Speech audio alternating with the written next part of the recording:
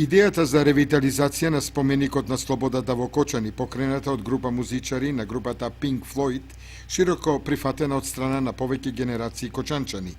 На социјалните мрежи музичарите ја презентираа во целост идејата за ревитализација на споменикот на слободата, граден во далечната 1980 година, дело на архитектот Радко Раџеновиќ и авторот на мозеиците Глигор Чемерски. Споменикот на слободата, сместен на местноста Локубија во изминативе години, беше функционален со можност на него да се одржуваат голем број на културни манифестации и народни собири. Споменикот беше осветлен, имаше чуварска служба, работеа фонтаните, јавните тоалети.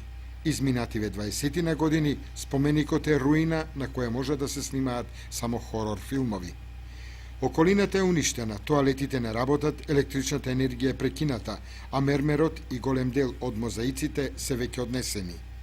Однесени се и двете метални птици кои стоеја на двете страни при влезот и излезот од споменикот и на кои беа испишани имињата на 112 борци од Кочанско загинати во Народно-ослободителната војна и кои метални птици најверојатно завршиле во отпад како старо железо.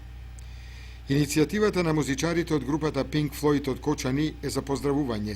Тие планираат преку донација да соберат финансиски средства и да го озаживеат споменикот преку одржување на концерти и жива свирка.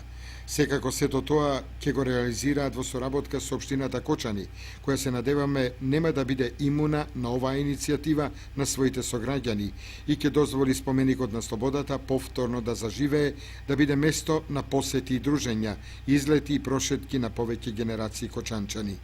Иницијативата на младите музичари заслужува секоја пофалба и секако поддршка од пошироката јавност.